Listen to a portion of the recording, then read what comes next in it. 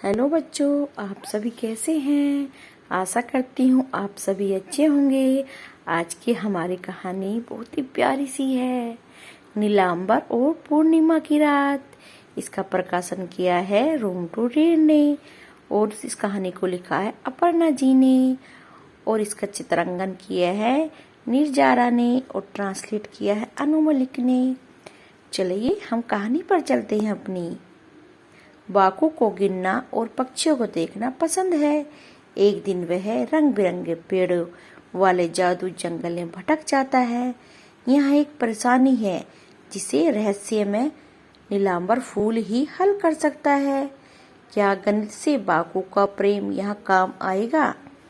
चलिए हम देखते हैं अपनी कहानी में नीलांबर और पूर्णिमा। बहुत समय पहले की बात है। जंगल के किनारे बसे पक्षीपुर गांव में एक लड़का बाकू रहता था। उसे चीज गिनने में बहुत मजा आता था। स्कूल से घर लौटने के बाद वह सब्जियां तोड़ने और पैसे गिनने में अपनी माँ की मदद करता था। एक शाम बाकू ने रंग बिरंगे पक्षियों का एक जोड़ा देखा। वे चहचहाए और उड़ गए। बाकू उनके पीछा करने लगा। कितना मजा आ रहा था बाकू को उनका पीछा करने में, प्यारे प्यारे पंछियों का। वे एक गुफा से उड़ते जंगल आ पहुंचे। यहाँ सब कुछ एकदम अलग था, बिल्कुल पक्षियों की तरह। क्या वे नीले बंदर हैं जो सीटी बजा रहे हैं और गुलाबी हाथी हैं? लग रहा था कि वे गुनगुना रहे हैं। इन विचित्र दृश्य को देखकर मुग्ध बाकू ने देखा कि सूरज डूब रहा है, जल्द ही अंधेरा हो जाएगा और वह खो गया। उसे कुछ दूरी पर धधकती हुई आग दिखी और एक औरत चहलकदमी कर रही थी। उसका नाम था मिंदू। बाकू उसके पास गया और धीरे से बोला, क्या हो रहा है? देखिए, प्यारी सी तितली फूल पर मंडरा रही है। मैं सो नहीं पा रही।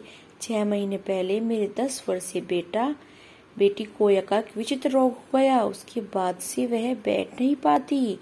उसने कहा, क्या इस रोग का कोई इलाज नहीं? बाकू ने पूछा। इसका सिर्फ एक इलाज है, नीलांबर फूल का मधुर रस, वह बोली। इसमें हर 7 दिन में एक बार फूल लगता है, लेकिन पूर्णिमा की रात इकट्ठा किया करती हूँ मधुर रस। मेरी बेटी का रोग दूर हो सकता है। पिछले 6 महीने से यह फूल एक बार ही पूर्णिमा की रात को नहीं खिला। कोया तो दिनों दिन कमजोर होती जा रही है। बाकू का दिमाग दौड़ने लगा। आप रोइए मत, फूल पूर्णिमा की रात को खिलेगा, वह धीमे से बोला। 5 दिन में। अब उसने पूरे आत्मविश्वास से कहा। तुम इतने विश्वास से यह बात कह सकते हो? कोया की माँ ने पूछा। दरअसल बाकू ने पूरा हिसाब लगा लिया था। पूरा चांद हर 30 दिन में दिखाई देता है और फूल हर 7 दिन में खिलता है। इसका मतलब यह है 210 दिन में, यानी कि लगभग 7 महीने में पूरे चांद की रात को खिलता है। 6 महीने और 3 हफ्ते बीत चुके हैं। नीलांबर अगली पूर्णिमा की रात को खिलेगा और वह बस 5 दिन बाद आ रही है। मीदू ने बाकू को धन्यवाद दिया और उसके गांव तक छोड़ आई। 3 हफ्ते बाद जामुन इकट्ठा करते हुए बाकू ने फिर मिंदू को देखा। वे दौड़ती हुई आई, उसे गोद में उठा लिया। बाकू, देखो ये मेरी कोया है, ये वह बोली। फूल तुम्हारी बताई गई रात को ही खिला। मधुर रस ने अपना चमत्कार दिखा दिया। कोया का रोग ठीक हो गया है।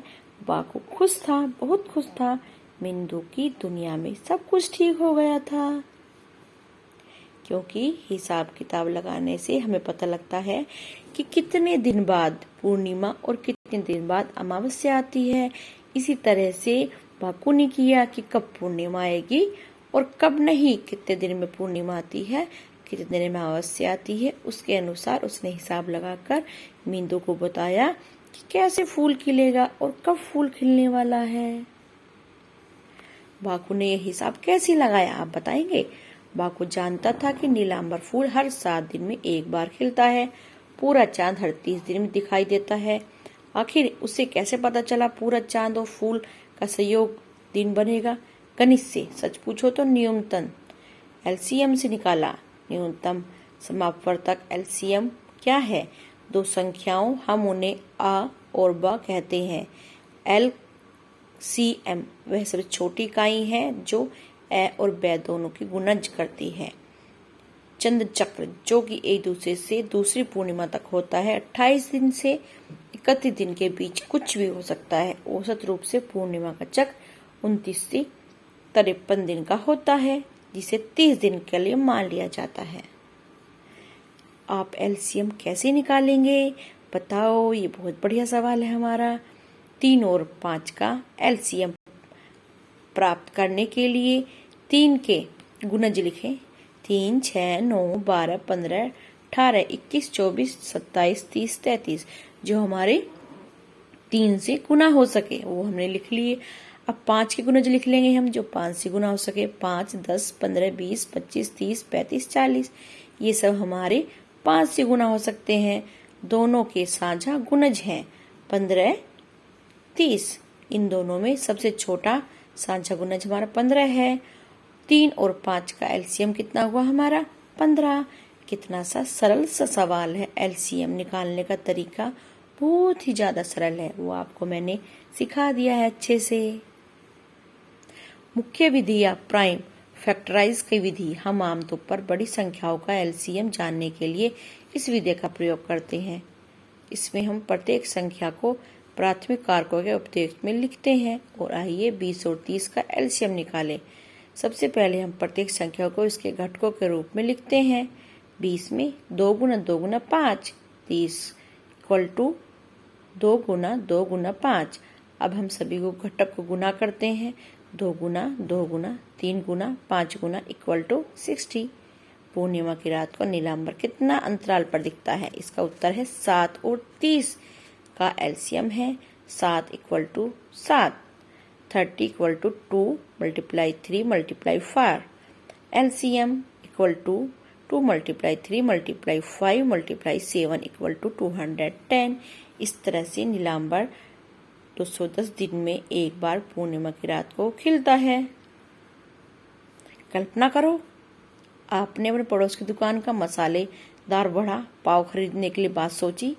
दुकान पर पहुंचकर आपको पता चलता है कि वह बड़ा एक पैकेट में 3 आते हैं और पाव एक पैकेट में 4 आते हैं। आपको दोनों में से कम कितने पैकेट खरीदने पड़ेंगे ताकि आप बड़ा और पाव की जोड़ियां बना सकें?